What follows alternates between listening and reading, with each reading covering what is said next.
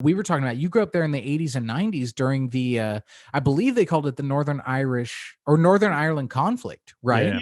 Or the Troubles, it's like, it was like weird, and it's kind of like some of the things that we're like seeing on TV right now. And the Catholics wanted to be part of Ireland, and the Protestants wanted to be part of the UK, and this little Northern Ireland is like, who does it belong to? And it's but yeah, it was like weird. There was like tanks in the streets, when you went to like the big department stores, you had to go through metal detectors.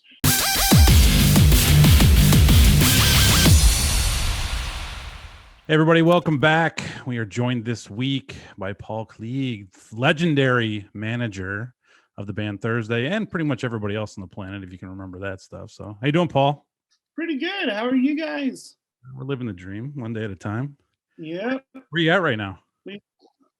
I'm in New York, so just Nyack, New York, 20 miles north of the city, 30 minutes. Yeah, I'm just in a weird time zone, and like just because like 2020 wasn't complicated enough. At 46 years old, we had a baby, and she was not playing ball with the sleep last night, so today's a little like, oh god, I saw that. Please hurry up and be over. Yeah, I saw you and your young one laying on your lap. That was a cool picture. Oh, she's great. So she is little Magnolia. Yeah, it's been quite the year. So it has. That's a beautiful name too, though. I really dig that. That's unique, and like you said, it's kind of a blessing in disguise. Oh yeah. Not everyone had a horrible 2020. I mean, a lot of people did. They went through a lot, but there was a lot of cool little blossoming flowers, like your situation, that came out of it, I think. I think so too. And I think you're completely right. It was a blessing in disguise. We it's all, having a newborn is all consuming. So, it kind of managed to distract us away from the news and what's going on outside the door, and kind of just hunkered down, built her little barricade, kept her safe and warm, and listened to heavy metal and nursery rhymes in that order. Sometimes both together. Heavy metal and nursery rhymes, man. That's a new trend. We better bring that heavy. I think it almost leads into one of my first questions, if that's cool, Trev. Are you in New York full time? Are you here in the US full time? I know a lot of the the artists that you manage are, established US artists on top of a bunch of others. So are you now living here? Is that your main thing? Yeah, we like Northern Ireland will always be home per se, but for the last probably like in 2007, 2008, came over here full time. Met a beautiful woman. We got married, and we liked it to raise a family here. We live in a little village, sort of like little river town called Nyack. It's kind of like a little artist enclave almost. A lot of musicians live here. The Coheed and Cambria guys are from here. Travis and Claude still have places here, and yeah, it's a great place to live. Drummer from U2 lived down the road. Rosie O'Donnell lived across the street for a while, and Bill Murray lived down the street. Although I will add the caveat, their place is a little more grander than ours. Hey everyone, we have some amazing news for you guys. Manscaped is having us give away a huge package that's worth nearly $500. It's in celebration of our new episode with PBR bullfighting champion Lucas Teodoro. All you have to do to enter is subscribe to our YouTube page, and if you're already subscribed, you're already entered. That's it. We'll pick a winner by February 12th. We wish all of you good luck. Thank you to Manscaped, and subscribe now, everybody. So for the viewers and everything that might not know who you are, which if you don't, you guys need to know, tell us a little bit about yourself. Tell us the history, some of the bands that have come through, your management stuff, your current bands, give a little history on this, and I guess So it's I think maybe the thing I'm most proud of is, I literally finished my degree at college and literally got on a tour bus the minute I finished the last exam, and to in many ways still haven't got off. That was in like the late 90s. I'm 47. Actually, it was my birthday last week, and you know, over the course of that, like everyone else, I played in bands, and we started touring, and it was we were from Belfast, and we had a hardcore band called Consume, and being from Belfast at the time, there was a lot of like troubles with the IRA and all that crazy stuff. So like we would get on the phone to like people like Scott Koenig, who managed Biohazard and managed Downset, and we'd be like, hey, wouldn't it be cool? Like, you guys are like in the hardest bands in the world. Wouldn't it be cool to have a band from the hardest city in the world coming and playing with you? And thankfully they all agreed. So we went out on tour with a lot of those bands, and then a lot of those said bands, Downset specifically, were like, hey, you want to come work for us? We like you, and you seem to know what you're doing to a certain extent, and would you like to come and be our tour manager? So I started tour managing a bunch of bands, and that kind of was the pivotal thing, I would say, from like sort of the early 2000s through to like the first decade up to 2010. I was doing a lot of tour management. I did like Corrosion of Conformity, The Sounds, Down. Yep. Oh God, who else? Like Sisters of Mercy, the Hives. Like real bands that might not seem to like have an interconnection, but absolutely did. That they were all lifers, and they were all like singing with vehemence, and really like just strong artists, and reinventing the game, so to speak. And I was very, very, very happy to be along for the ride. Then I started tour managing a band Gogol Bordello. I actually came across them. I was like, whoa, this band's like amazing. This is like literally everything I like. Like, I really like the Pugs. I really like the Clash, and I really like Sonic Youth, and I really like the Beastie Boys, and they just kind of amalgamated all of that stuff. And so I reached out to their management and was like, hey, I'm a tour manager, and I think this band is absolutely fantastic, and I would love to work with them. And it's so crazy. Her name was Jessica Clements, Villum Artist Management down in LA. And it turns out Jessica was from Larne, which is our father rather was from Larne, which is like a tiny little like town. It's a little port town right by where I grew up. And I knew her father on account of him being the coach for the Northern Ireland soccer team. I used to play soccer when I was a kid. And there was just this weird serendipity that happened. And, so sort of like quit everything else I was doing and started touring with Gogol Bordello, who then after a few years, they asked me to be one of their managers. And that kind of amalgamated out. And then I started managing the Bronx, Mariachi Bronx, alongside Red Light, who was Gogol's management team. And then was managing a guy, Dave Hoss, singer-songwriter, Santa Barbara guy, not too far, Philly guy originally, but now in Santa Barbara, so not too far away from you guys. And then I started managing Frank Iero and all his like various projects. And then currently I manage a guy called Nate Bergman, who's a new artist out of DC, and I think he's made what I personally believe is the perfect record. I just cannot wait for people to hear it. Thursday and Frank, and then an instrumental band from Northern Ireland called And So I Watch You From Afar. And then concurrent to all of that, in 2007, I co-founded alongside a guy, Malachi McMullen, a tour bus company back in Europe called Crossland. So yeah, busy. No, very, very little time for nursery rhymes and heavy metal. Yeah, geez. That was honestly a question I was going to ask you, because I had previously mentioned to you that my brother drives buses here in the States.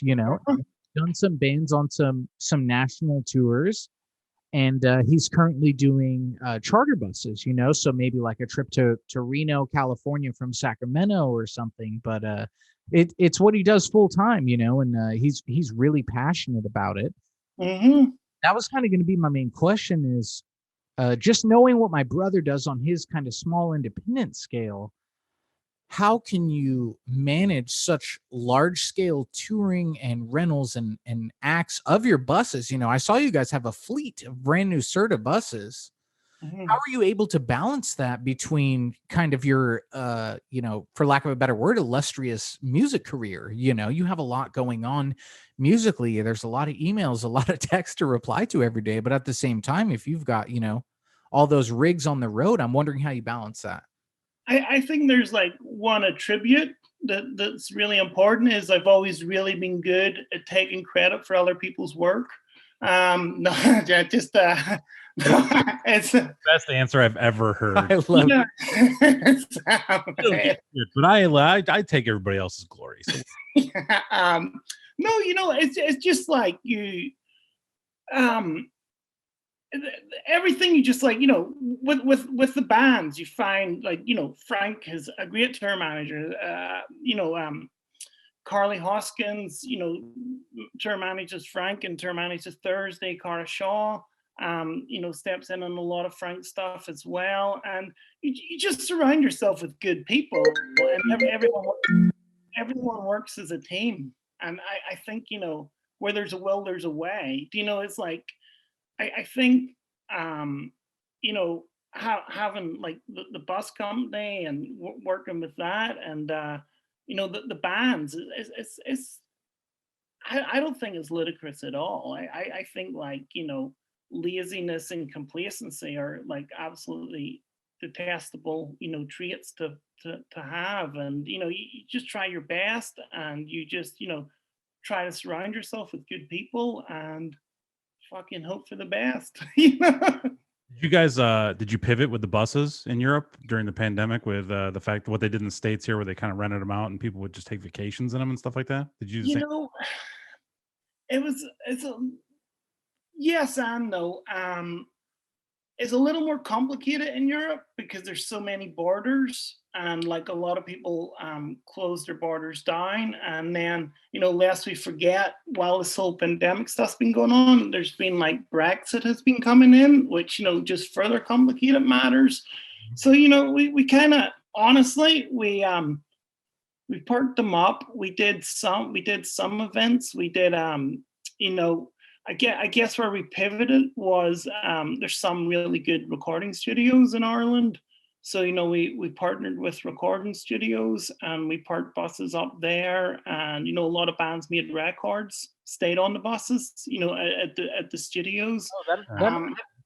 That makes a lot of good sense. That'd be actually sweet with the nightliners. That'd be Yeah, perfect. it's almost like an Airbnb, but a beautiful nightliner just outside to like kind of do your own thing, have your own sense of privacy, Exactly. And then it's there's no like what if factor. There's no like who was in my hotel room, who was, who am I walking past in the hotel lobby, I mean, honestly, it's sort of the way I thought about it during the whole COVID thing, during the still ongoing, obviously, is, it's like, I think if I got sick, the first thing I would do is like head to a hotel, like to try to protect my family.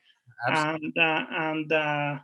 So I think a lot of people were wary, so that helped a little bit. And it's but I'm not gonna lie to you guys, it was like it's mostly been the waiting game, and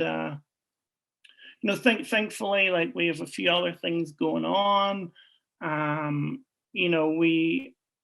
are in a good position. Malachi, who's the CEO of the company, he's just been exceptional at keeping it together, and because like people forget that, like, this isn't just sort of like vehicles parked in the yard. It's like each vehicle has a driver whose family depends upon that, and the domino effect. And it's we consider ourselves a family business, and and there's a lot of families. There's almost 30 people that like sort of depend on it, like as their their primary source of income, and and it's been very tough. There's no point in lying about it or sugarcoating it. It's been very tough, but it's the old adage is, the strong survive.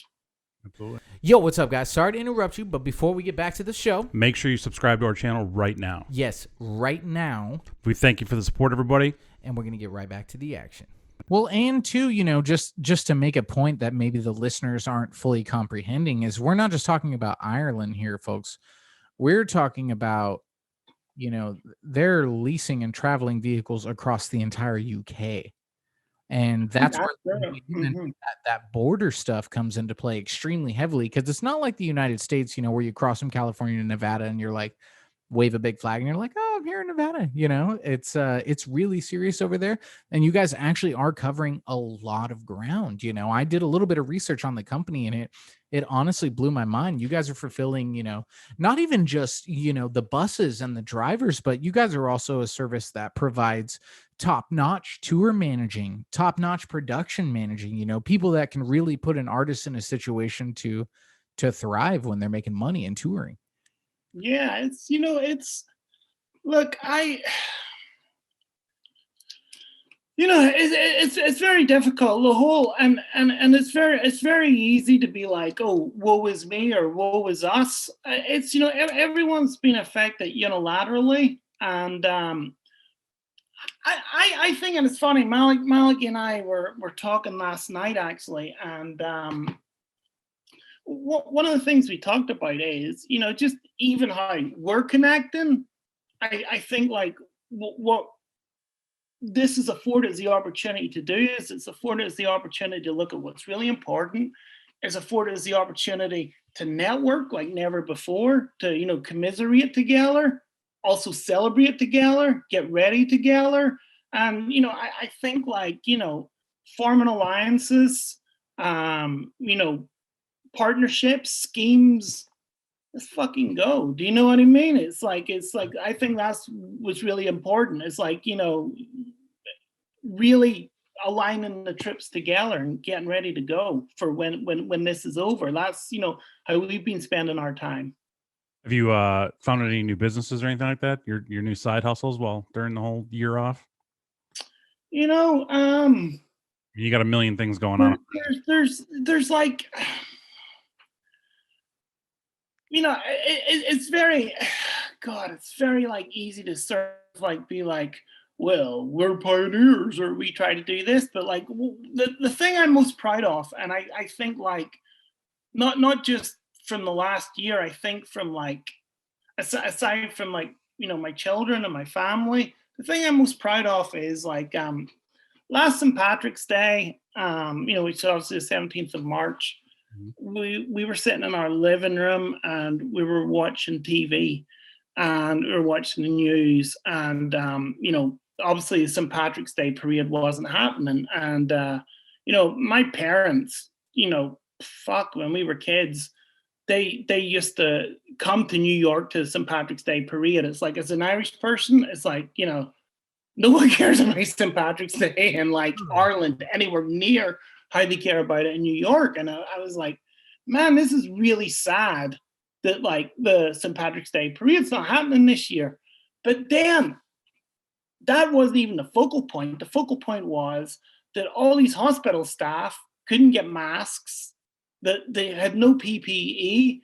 And you're sitting watching, be like, how are we in like arguably one of the richest cities on earth, in one of the richest countries on earth, and people can't get a fucking mask to wear? And I'm not even talking about like surgeons and doctors. I'm talking about, the janitors that are cleaning the surfaces. And it's just like, this is fucking nothing short of disgusting. Man, it really is. It's mind-blowing, like you said. And being in New York, not necessarily the city, but the state, you are at the focal point of help that's needed, and I see a lot of people now, you've got is it Chris Cuomo or Andrew Cuomo? Andrew Cuomo is the governor there, And I don't speak too political, but it seems like initially out the gate, like that guy was trying to give it everything he had, to figure it out. And I know a lot of people don't like his little brother because he's on CNN and stuff. But you know what? For me, I just appreciate people that speak the honest to God truth. And like you said, if you can't get a fucking mask to cover your face to stop the spread of this virus, how do they expect you to help? And you've got first responders everywhere, not nurses, firemen, police officers, doctors, everyone there is literally face to face with this, while the rest of the country is kind of sitting back watching television.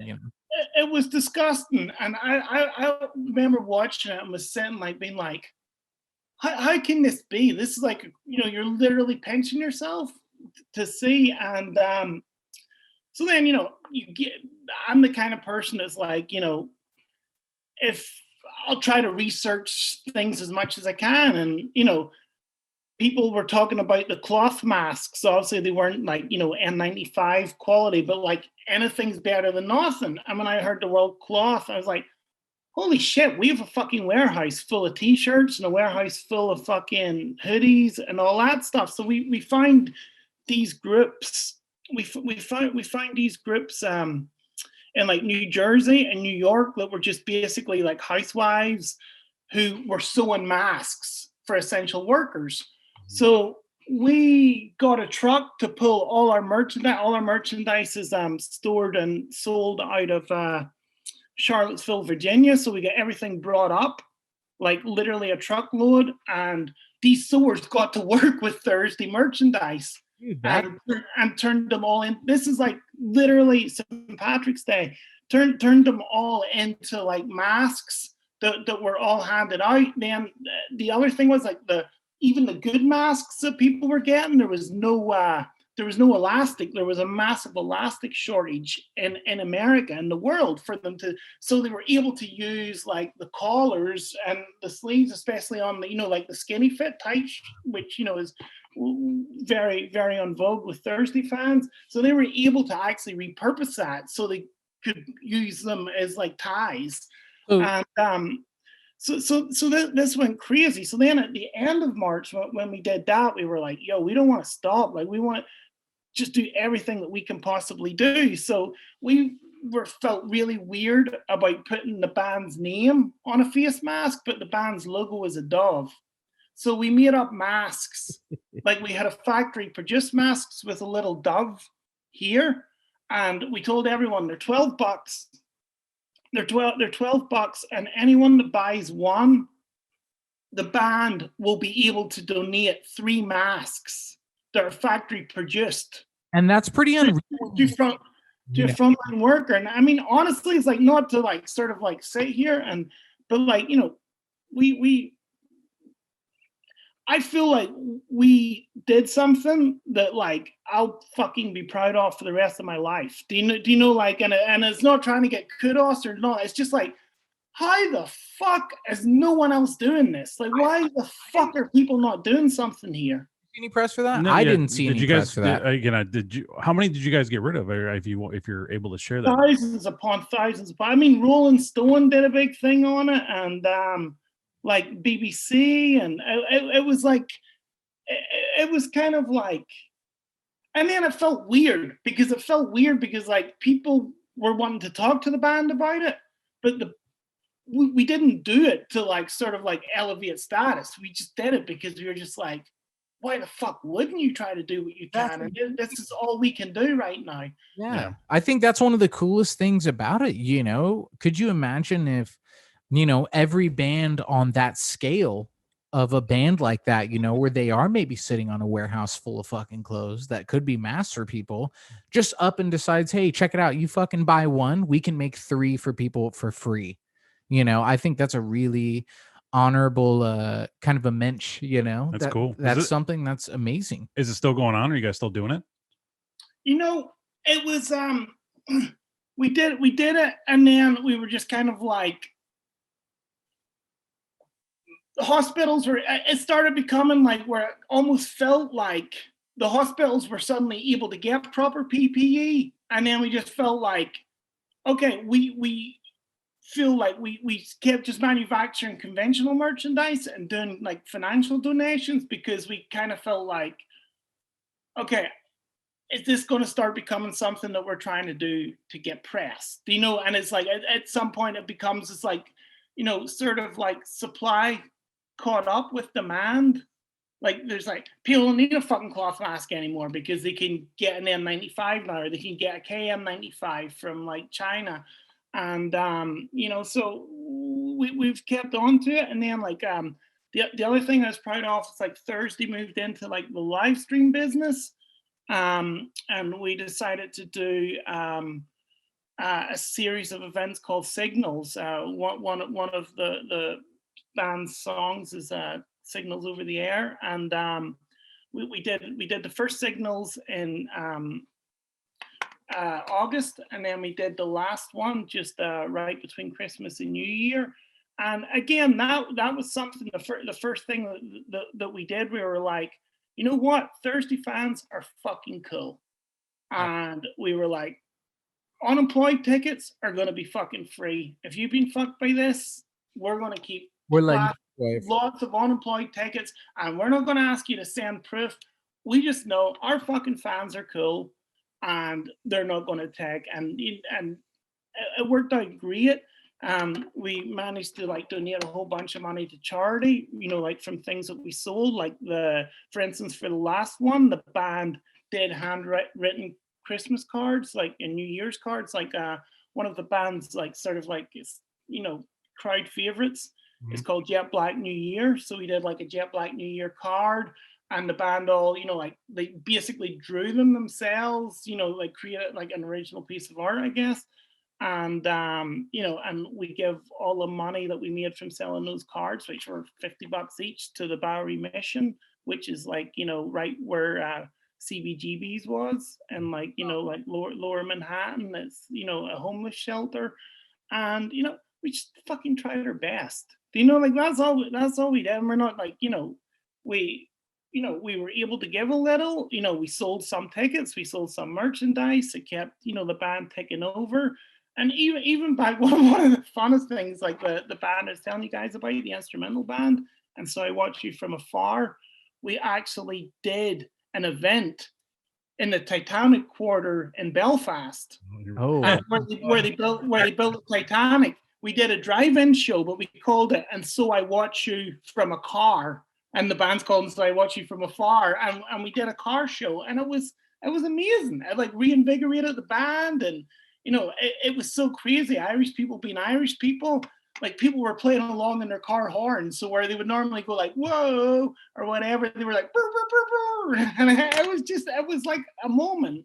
Hey, music industry, need software? Prism FM is the only independent, all-in-one solution that helps buyers, promoters, and venues manage everything they do. From holds all the way through settlement, this software is all-encompassing. Let's replace error-prone spreadsheets with a secure, mobile-friendly platform. Teams can manage more with less, eliminating costly redundancies while improving team communication. Organizations using Prism will be able to recover faster when shows finally come back to life. Visit prism.fm for more information. You and your business will not be disappointed. We guarantee it.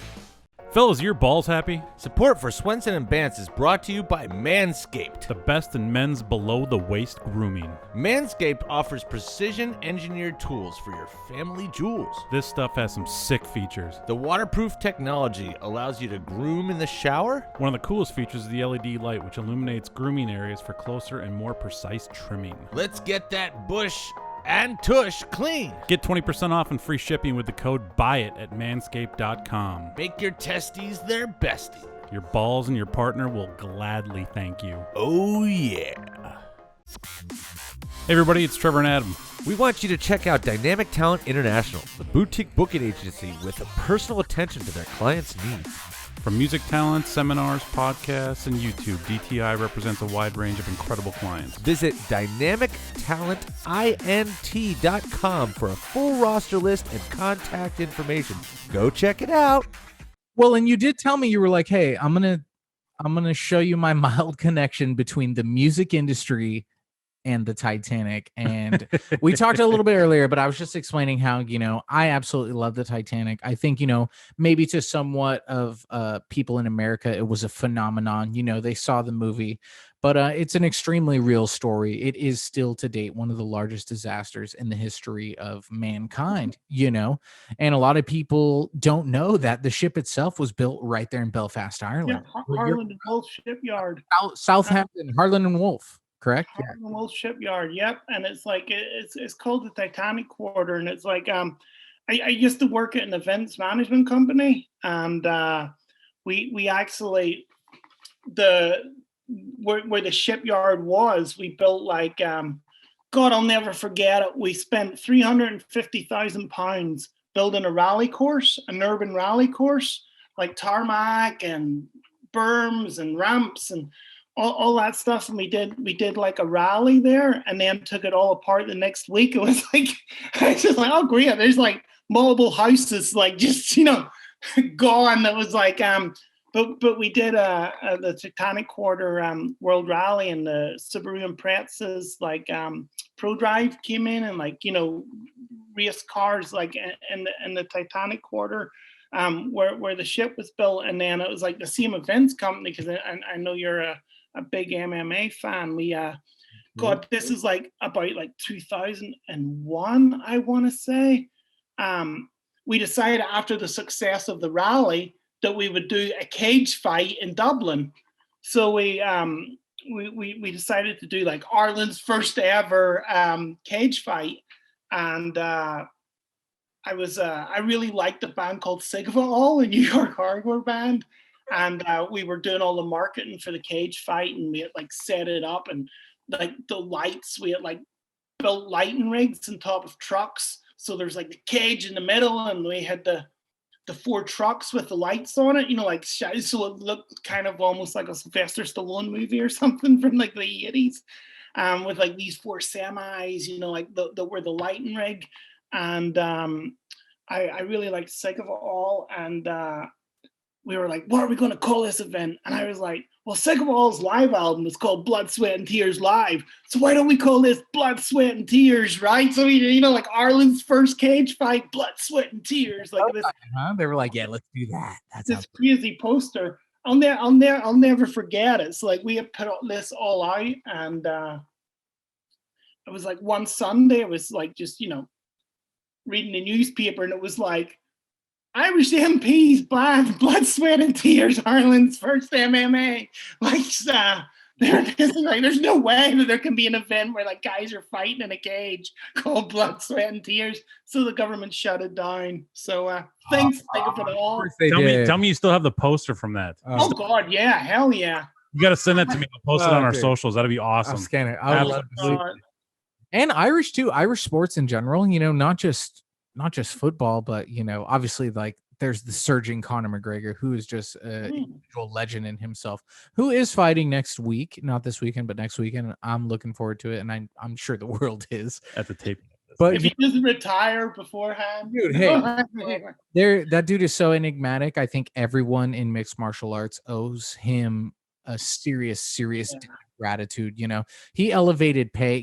Trevor, who has also been in the sports agency, the band agency world, there's fighters and people like that will, forever make money thanks to that dude. But there's a lot of other stars that people don't know about too, like Katie Taylor, who is also just like a world premier boxing champion, will just punch the lights out of anyone, including myself. And just fresh out of Ireland. There's a lot of cool stuff that went down there, man. Like we said, the Titanic, was erected there, and not just the Titanic. There was 2 other ships there who had sister ships, like the Lusitania, the Britannia. You were on some shit today, dude. It's crazy. There's just a lot of really cool. Lusitanias. You said Belfast, Ireland. I was like, wow, dude. There's a lot of stuff that's coming out of Ireland, and it's just like we were talking about, you grew up there in the 80s and 90s during the I believe they called it the Northern Irish or Northern Ireland conflict, right? Yeah. Or the Troubles, it's like it was like weird, and it's kind of like some of the things that we're like seeing on TV right now, like with like the soldiers, like in the Capitol, like all those images you're seeing of like, the soldiers sleeping, like and how weird it is. It's kind of like that was somewhat normal for us growing up, and it was like, I'm kind of a little bummed that like, like my kids are kind of like, that was one of the reasons for coming here, was like I just kind of like, you know, there was a Catholic and Protestant thing, like with for really, really, really gross generalizations. The Catholics wanted to be part of Ireland, and the Protestants wanted to be part of the UK, and this little Northern Ireland is like, who does it belong to? And it's, kind of like, I think like, what most Americans will relate to, it was like split like almost down the middle, 50-50 of like, wanting to go either way. But yeah, it was like weird. There was like tanks in the streets, when you went to like the big department stores, you had to go through metal detectors. We'd be driving home from like concerts, and you would just like down the road, and then up ahead there would be like an army checkpoint where they would just like shut down the highway and have like Saracens and like soldiers with guns and stuff. And it was a little wild, but it was also like pretty awesome to like like be alive and see like pivotal change in history for the better. It was a time, it was a time for sure. And it was it was an exciting time to be like, I keep referencing heavy metal, but like I think like most of us, it's like, I get into like heavy metal, like Metal. It was the golden age, Metallica, Megadeth, Danzig, all that stuff. And I'll never forget it. Like when I was starting to be allowed, it's like early teens, like, hey mom, hey dad, can I go to this concert? Like Megadeth played, and Dave Mustaine was in his libacious period where like, Out of the, that period.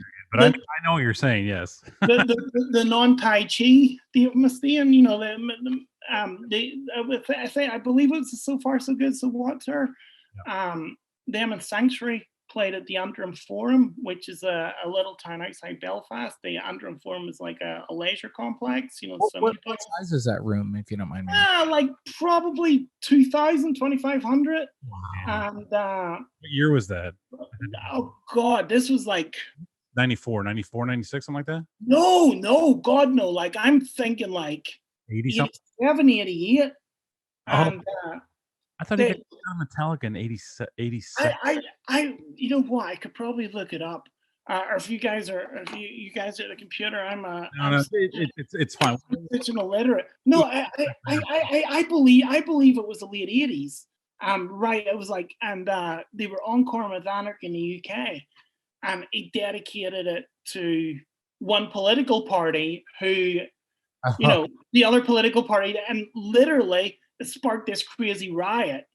And the venue was basically set on fire. Their tour bus was set on fire, and it was just like a riot. And it's like no promoters could get insurance to have concerts for a really long time. And it's just like, this is fucking awesome. Which party? Was it the IRA or who was it? They dedicated it to the cause, which was the cause is what people would call the IRA. Well, I was going to ask if you were, sorry to interrupt you. You're good. I was going to ask if you were actually still living in Ireland, like during the Good Friday Agreement. That's an American standpoint for me. So, I've read about it. Mm-hmm. Not too familiar with it, but it's my understanding like 1998-ish, somewhere around there is when they finally figured it out. But you, shortly after that, were in the States, Yeah. So I was wondering how you ended up there from that time to the U.S. I'll never forget. I'll never forget like the Good Friday Agreement, because it's weird because like the band Downset that I was telling you about to like kind of give me my start in the business, for one of a better term. It just happened the bass player was visiting me on vacation when that happened. And my cousin from Texas and my cousin from New York just also happened to be there when it happened. So we were there when it all kind of just came to like a head. And it was just like, it was amazing. I was like, I was just, when you sort of thinking like things cannot get any more ridiculous, then suddenly it's just the sun comes out and it's kind of like, It was like wow. people in Northern Ireland, right? I mean, to an extent, I'm sure there was people that felt which way about it, but everyone just kind of shook hands, is my understanding, right? Yeah, it was like there was, and I think also there's a generational thing. Like, I think that the couple of generations before our generation were very much, live by the sword, die by the sword. And, I think like our generation was like, really? And I think that was a big component part also. That's cool. No, there's still people that subscribe to all that bullshit, and it's like it's same shit here in the U.S. My friend, oh as you're yeah, fully aware. you are seeing the same thing happen here in the U.S. right now. It's madness. It's a cliche, but like music saved my life, and I thought it was ironic that like that when that happened, that arguably my best friend James Morris and I were like, like drinking pints of Guinness in a bar, watching that happen in real time, and it's just like, man, this guy that took me on a tour bus, that took me around Europe, that, that was signed to Polygram, that was a rock star, that was my friend. And, and it's like, I always get into music. Like music was an escape for me. Everyone else sort of like, even like the sports team that you supported, there was a political connotation to that. People gravitated towards, Celtic and Rangers and soccer and et cetera, et cetera. And it's just, I really get into music like punk rock and, like metal pretty hard. And, I think it, give me a life that I honestly never expected to have. And, it's that time period was like a magic time for music, like late 80s all the way through the 80s for like rock and metal music. Oh baby, that's good stuff. Yeah, I was about 10. So I know, but for I mean, even listening to it now though, that's all like the big music is all absolutely. There's a lot of revolution for all cool stuff that came out. So and that I thought about Paul's career too, as Trevor was telling me a little bit more about you and I was researching, I was like, you seem to have, one of the more diversified portfolios when it comes to actually managing bands. I see lots of agents, including Trevor and a lot of other friends that I have that are agents, they don't really discriminate toward genre of music. It's kind of just like, hey, whatever you got, we're there, but managers usually, in my personal experiences, seem to be a little bit more specific. And I feel like that's something maybe you're not, you've kind of dabbled in several different genres over the years and are continuing to do that. Has that always been something that like you were set out to do? Like, I don't care about the genre of music. If I'm passionate about it, I'm going for it. Absolutely. And I think, again, that's like Northern Ireland was a really good like catalyst for that, because, I remember seeing Meatloaf and Sacred Reich in the same week. And everyone that was at the Sacred Reich show was at the Meatloaf show, because, we bands didn't want to come because there was like, the same way that, bands don't want to go play Palestine or wherever, they like liken it to dangerous. And also there's like a geographical and financial barrier because, it's like to take the ferry, it's like $1,000 each way, so it's like $2,000 just to go to Belfast. And, often bands would have diminishing returns because it's a very small city. So, they would admit Belfast or Dublin, they didn't just want to deal with it, logistically, didn't want to deal with it financially, and just thought it was very dangerous. So consequently, when somebody did come, everybody went to see them. Do you know what I mean? It's like, I remember seeing, the band Tad from Seattle, like, and then going and seeing AC/DC and King's X, like, thereafter. And I don't think like in Birmingham or London, like people would go and see AC/DC and King's X and then go see like a Sonic Youth show or a Fugazi show, or people went because they were just starved for rock music. It's kind of like, like that movie Flashdance. Just like, I just want to dance. And like we just wanted to rock. And I think that carried over is like, well, there's only one criteria for wanting to work with people. Like, are they any good?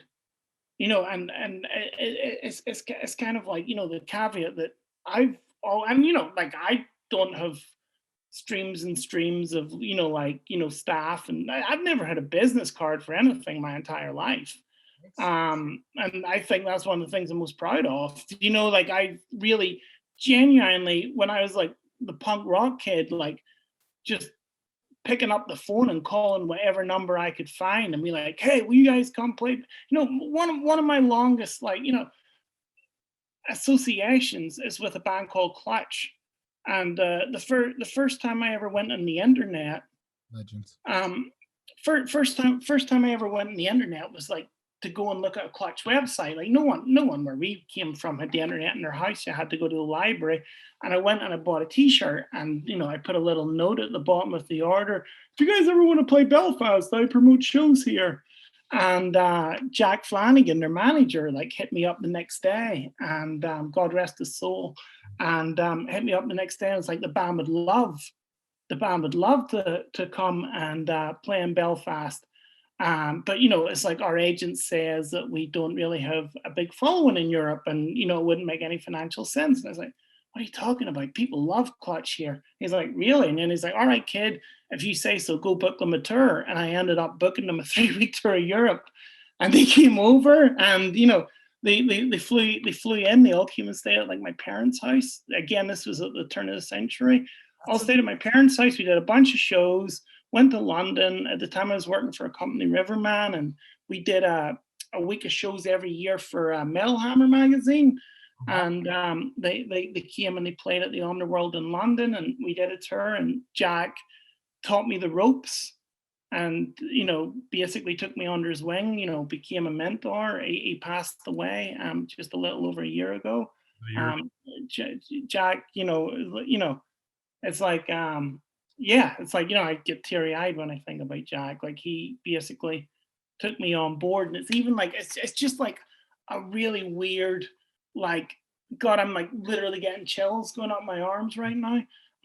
But like I remember going and seeing Green Day in Belfast at the Ulster Hall, which is like a 2,000-seater venue. It's the first. It's famous, but it's the first time where Led Zeppelin ever played Stairway to Heaven was in the Ulster Hall, like live. And Green Day played there, and they had a band called Degeneration open up for them. And I remember, like after the show, when you're young, you go around the back and you hope to meet somebody or get an autograph or whatever. And I'll never forget it. Like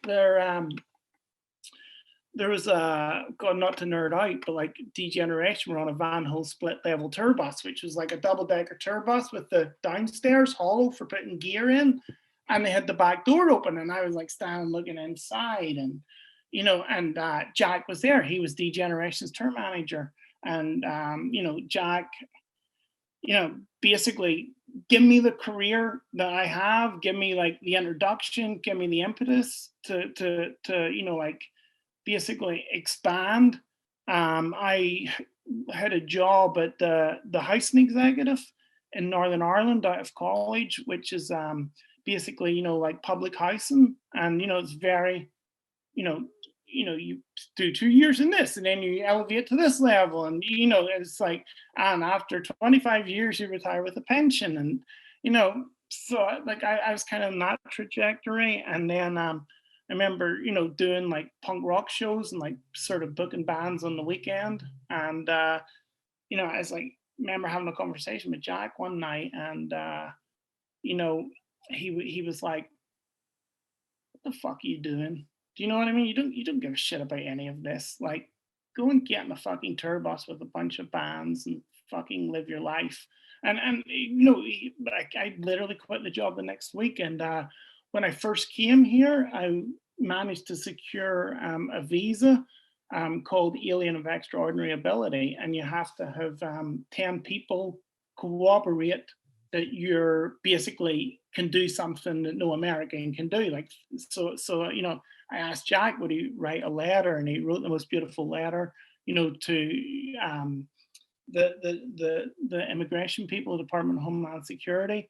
And he told that story, and it's like, one of the few things that like I still have on the wall today. Do it's like I'm not really like an accolade kind of person, but like I have that letter from Jack up, and it's so fucking crazy because like I can remember distinctly standing at the back of the Ulster Hall and looking into that tour bus and being like, what?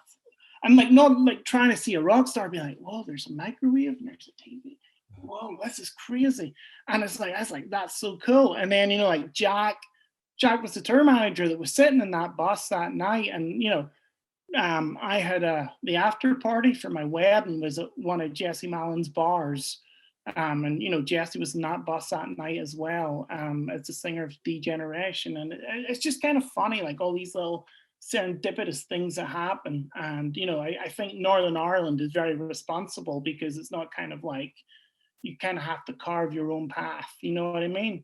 Yeah. You know, we you know, and we can build a hell of a ship, but it's going to fucking sink. You know what I mean? The unsinkable ship that's sitting at the bottom of the ocean. That is a beautiful story, though. It's extremely inspiring. I appreciate you sharing that with us because I personally was also kind of like getting the chills a little bit, you know, thinking about some of my mentors and the people that, you know, paved the way for me. And I was just like, wow, it's a surreal moment when someone gives you a shot, you know. And I think the fact that all these years later, after, you know, how successful you've been, not only in the music industry, but, you know, with your intercontinental travel company and everything else, it's like, that's really cool that you can still look back and absorb that and, you know, be humble about it and understand like, hey, this is the roots of where I came from, you know. Yeah. Since you were so tight with Jack, did you ever go to Guar?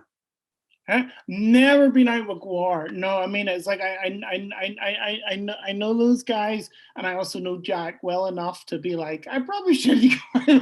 I'm like, because if you went out with Guar, I'd be like, give me the best story you have about Brocky. But if you didn't go out, it's all good.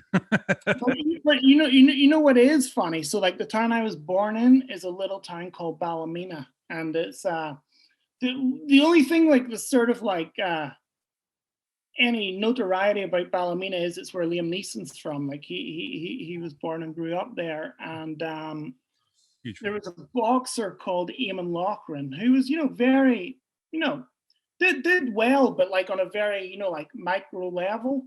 And I'll never forget it. Like when I holy shit, this is so fucking weird. So Neil Fallon, the singer from Clutch, just literally texted me. It just came up in this. Bring him into the call. Oh my God, it's like so funny. Right. So it is, literally, I would say I haven't had a text from Neil in like weeks. Seriously. Literally, we're talking about Flanagan, and that's so fucking crazy. Send him the link to the Zoom and bring him in. Oh my God, he's I don't believe in a lot of things, but I'm a firm believer in everything happens for a seriously. Oh my God, that is like, oh, that's wild to me. Stuff like that happens, it just blows my mind. Seriously, bring him into the call. Send him the link to the Zoom. Bring him in, my friend. From home studio to your office, your gear performs better in an acoustic treated room. It's not your gear, it's the room. RLX Acoustics creates professionally tested products that's not some knockoff mattress foam. RLX provides free knowledge and support so that you can properly enhance your acoustics. Use code Swenson and Bance in all caps at rlx.com for 10% off your entire order. The #1 brand in acoustics, providing you trusted solutions for over 40 years. If it works for us, it's going to work for you. Make sure to go to rlx.com. That's AURALEX.com. Making good music is hard, but marketing your music shouldn't be. It's simple. Simple was born out of the idea of wanting to help musicians and industry professionals better navigate the modern music industry. Whether you're an artist, band, manager, or record owner, Simple has a solution for you. They offer Facebook and Instagram ads management services, Spotify growth, content marketing consultations, and so much more. Visit their website at oddlysimple.xyz. That's SIMPL, no E, .xyz. No E. Go check it out. Thanks. Cat clothing for all the cat lovers in us. Visit catclothing.net for their full line of cat-inspired clothes. Hoodies, shirts, tanks, shorts, and even fitness gear are now fully in stock for the fall and winter season. Again, visit catclothing.net today. Check it out. Thanks, everybody. Meow, meow. Hey, everybody, it's Trevor and Adam. We want you to check out Dynamic Talent International, the boutique booking agency with a personal attention to their clients' needs. From music talent, seminars, podcasts, and YouTube, DTI represents a wide range of incredible clients. Visit dynamictalentint.com for a full roster list and contact information. Go check it out. All right, I texted him. Let's see what happens. He'll probably be like, "Fuck you." That is crazy. That is crazy, though. You know, isn't it funny how the universe works? I Like, can't really believe. Like, I really was having like a moment there about like thinking about like Jack and like those. Like, I mean, they came and they played. They played Robinson's Bar in Belfast, and maybe like 180 people, 150 people. oh, and You know, last year they sold out Brixton Academy to like, you know, like 5,000 people in London, you know, and it does work. Do you know what I mean? It's when you put in the work, you reap dividend.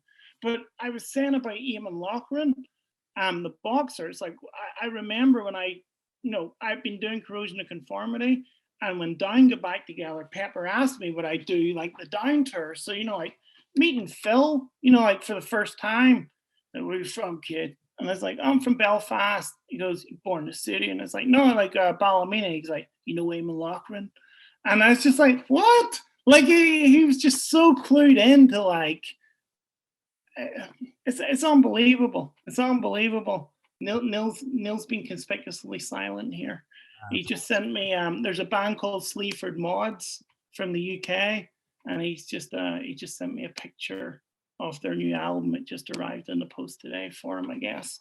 I actually, in 2019, late 2019, I production managed for a couple venues here in Sacramento that are like mid-size rooms, and our big room was booked, and we didn't want COC to skip town, so we did COC at our 300 cap room, Holy Diver. Wow.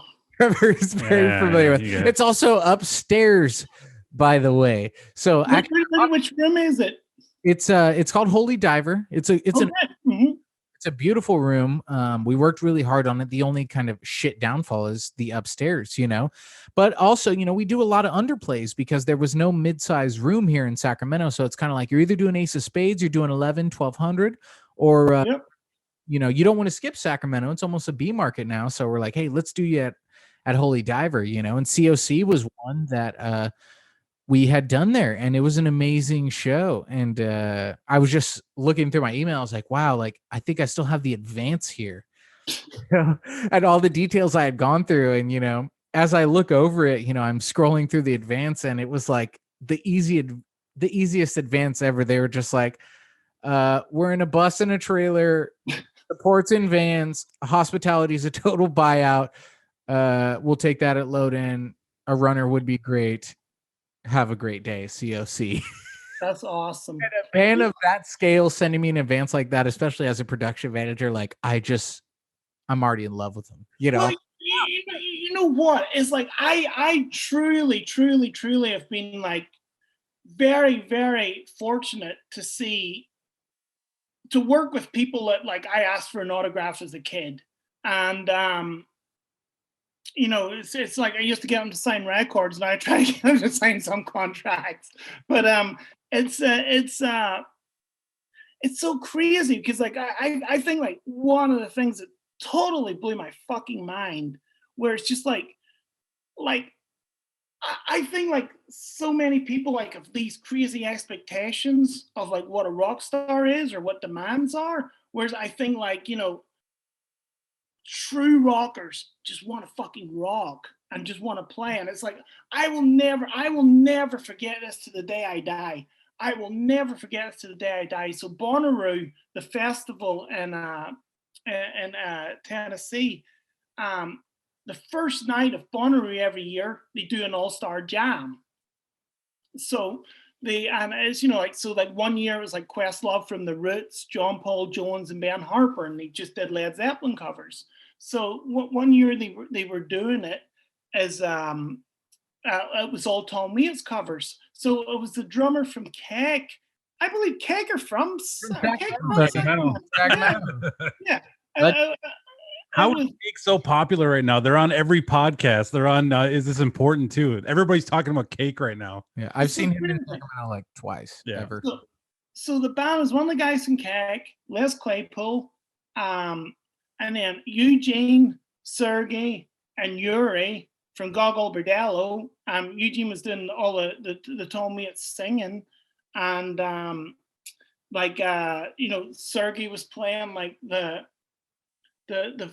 accordion, and Sergey was playing his violin, and then Kirk Hammett was sitting in for half the set playing guitar.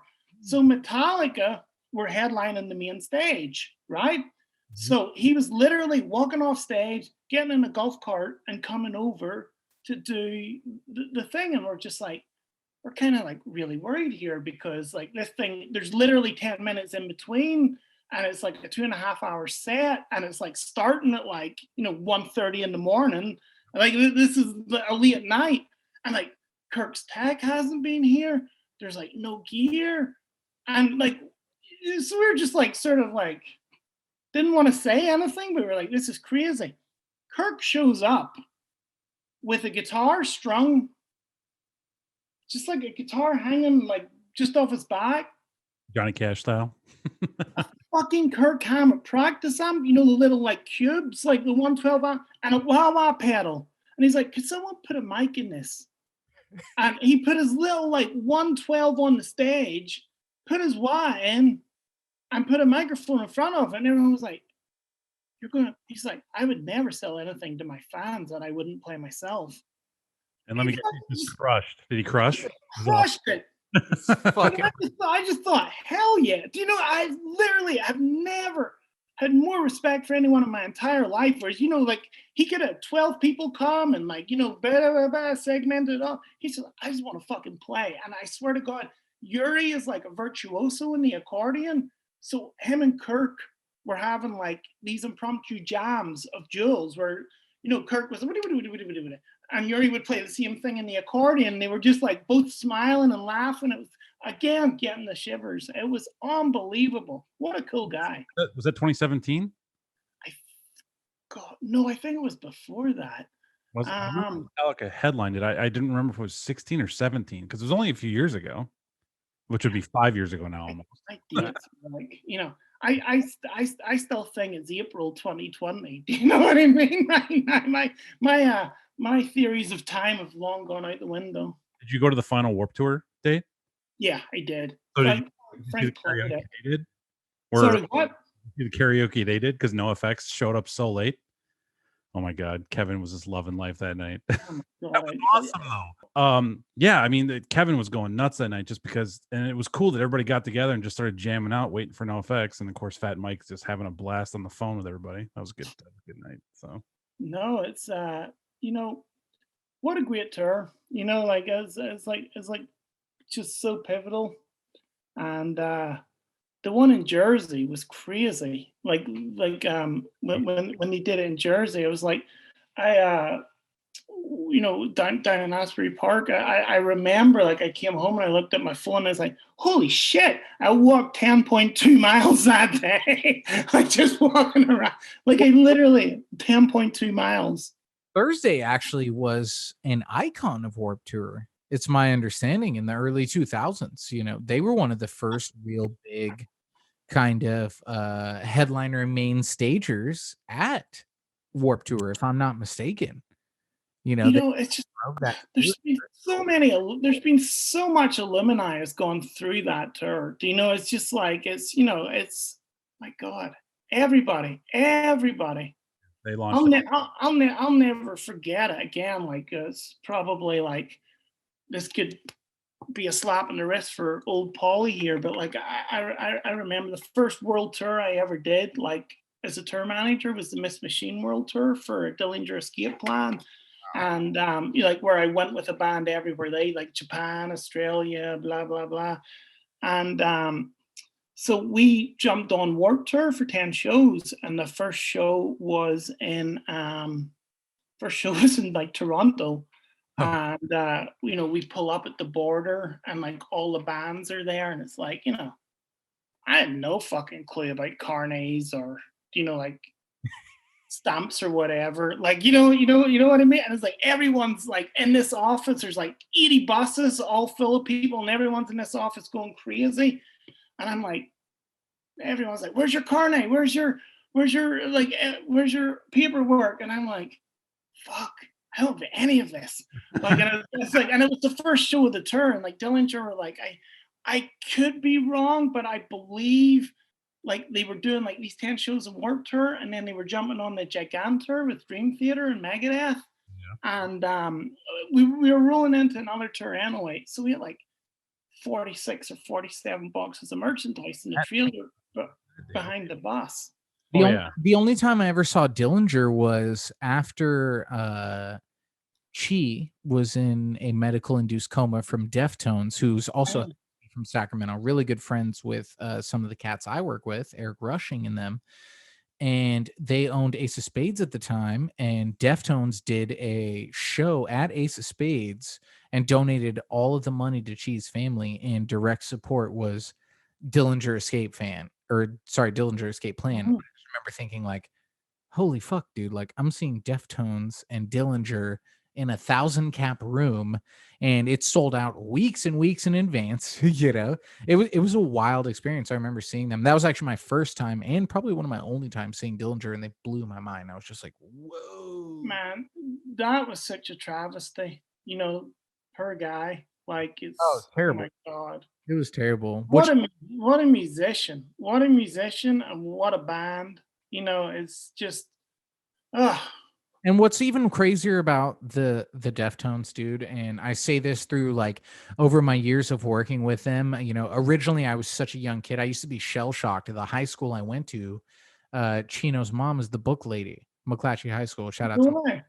She still is the book lady there, dude. Still to this day, I'm pretty sure. She may have retired because I'm getting fucking old myself. But she was there like for 15. A long time. And Chino did some really cool things, man. He lived in Southland Park. He drained his fucking pool. And he let his homies spray paint and graffiti the inside of the pool. And he let the local kids come skate his pool, bro. He used to just be like, yo, come skate my pool. Kids would just pull up in this nice neighborhood, skate his fucking pool. And then years later to, you know, the company I work with and starting to be more involved and be around them. And then, you know, they would just show up to clubs like Holy Diver and shit. And Trevor's fully aware. They just kick it. It's like everyday shit to them. And it's so funny watching like kind of, you know, quote unquote, modern day scene kids walk by the bar and not recognize, you know, Abe's always Abe there, Cunningham Abe's chilling always at the there. bar. What's up, Abe? You know, they're talking to their favorite band that they're there to see that night, not knowing that, you know, a couple feet away is the fucking Deftones just chilling, being the coolest of dudes, you know. So I'm definitely thankful for that. Oh my God, that band is just, man, they changed the game for everybody, you know, and just like, when I remember when they first got big, you know, like right when Adrenalize, and you know, just especially in Europe, like they get huge in Europe, and they just were like made it their mission to like convert all these like newfound fans to like good music, like Will Haven, Orange 9mm, like even Downset, and it's they were just like, yo, you motherfuckers need to check out all this cool stuff. You think we're good? These guys are fucking the shit. I love it.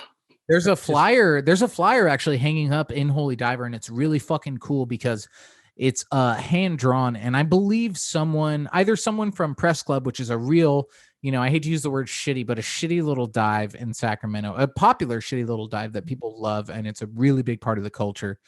And it's just catty corner from the Diver Club, and hanging up in there is just this little handwritten note, and it's like Deftones playing Press Club, you know, drawn with a straight pen, and on the bottom it says dollar draft beers all night. You know, and I don't know the date, it's maybe fucking 1997, 98, but you're just thinking dollar draft beers and the Deftones, I'm fucking in. But it's like seeing the Metallica ones where they open and it's $5 to get in, and it says don't bitch, you know. It's like, unbelievable. What? You're just like, what? Is Peg in Willhaven, or was he in? Peg was in Willhaven for years. So Peg is he's actually my hairstylist. Oh, wow. Yeah, he's also my hairstylist, but he's also a good friend of mine and my boss. He co-owns one of the. Everybody lives in Sacramento, man. Everybody you guys talk about, I all live here. I have no idea why. He co-owns one of the big clubs here in Sacramento called Holy Diver. Well, no, not big, but I'm sure you've seen through it as a manager. And Pag was the guitarist in Willhaven for a long time, and Mitch, the drummer of Willhaven, all those guys are still there. They're regulars at the club. Some of them work at the tattoo shop next door, and we did a Will Haven show in the 300 cap Holy Diver, and it was a complete fucking shit show. Yeah. And I just it's so funny when I'm trying to production manage shows like that too, because these guys are all just grown ass men that have been in this hardcore world forever, and I'm like, guys, let's try and not tear shit apart, and they're just like, shut the fuck up and enjoy the show, my friend. So I'm gonna go with one last example before we start wrapping here, but I booked VOD. You guys know what vision disorder is? Of course. So we did a VOD show in Brooklyn. It was their very last headlining show they ever did in 2019. Mm-hmm. And it was in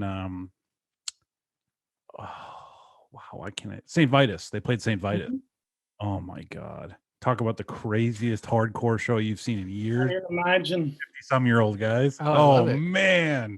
That's good times. I had a similar experience with Converge, if you guys are Converge fans as well, who are also incredibly nice dudes. And I've just got to be brutally honest, I'm just a little bit younger. I'm only 31 years old. So I wasn't ultimately familiar with Converge. I respected them, for who they are in the level of music. But I do remember kind of my bosses and stuff and the talent buyers telling me like, hey, these dudes fucking tear the walls off places. Yeah. And I just, I felt so awkward trying to even production manage something like that. It was a similar situation. I kind of just had to let them do their thing. And I was like, hey, and I remember asking their TM, Tom, who's a really, really cool dude. I think he works with Bring Me the Horizon now as well. And he was just like, hey, he was like, they're not going to tear your shit down. Don't worry about it. He was like, they're going to put on a hell of a show, and anything we break, we won't buy. Like, okay, perfect. Sounds like war. So anyway, Paul, it's been absolutely awesome having you on. You are an absolute inspiration. Everybody needs to track you down in any way they can, just to meet you on tour or seeing you out with your bands or whatever it is. And it's congratulations on your family. That's amazing that you made that out of 2020 and that you got the new baby and everything. That's so cool, man. As you can see, a once illustrious home office is rapidly becoming a nursery. And getting relegated to the basement where I deserve to be. That's fine. We need to get you some like serious tour posters for like little kids, though, like Disney on Ice stuff and like Ninja Turtles live posters and stuff like that. We'll hang those in your kids. Rafi, we're all about Rafi in this house. It's I love it. Purple, man. Paul, it was a pleasure, man. It was so nice to meet you. Thank you, dude, for sharing all those stories with us. Really thank you guys so much. Thank you for all that you do. And it's I think it's like, there's no rock without roll, and it's, thank you for giving people behind the scenes the opportunity to tell their stories. It's I think it's very interesting. I think, it's during this pandemic period especially, I think it's, it's nice to reminisce. It's nice to reminisce and be like, oh my God, all those stories that like we were telling, they were like worlds ago, they were a long time ago. So it's like, that gives me a lot of, God, the chills are starting again. That gives me a lot of hope that, one day all this bullshit will be a fucking memory. Not a pleasant one, but, will be a memory, like, so. We will see you after show this year, my friend. I guarantee we'll have a couple of libations together, so it'll be fun. Into it. Well, listen to VOD, one of my favorite bands. I really thought, like, when there was all those rumors that Alice in Chains might get back together, I was like, they're definitely going to get Tim to sing. They're definitely going to get Tim to sing. No, Tim is okay. I don't know if I can say that. He might be starting a new band. So, but because we were trying to bring Blood Simple back because of the fact that like Hell Yeah kind of, deteriorated because of those guys, and they kept Hell Yeah going because of the guys that were in Blood Simple as well. But Tim can still sing incredibly, and Tim singing for Alice in Chains would have been sick. But the guy now is pretty good too. So. Oh my God, amazing! Well, cool, man. It's been great. All right, fellas. Have a great night, and we'll catch you later. Remember, everybody, subscribe to the channel. Do it. Subscribe, support Paul. Yeah. Support. Hit that button on. Appreciate you. Thanks, guys. Later. Bye.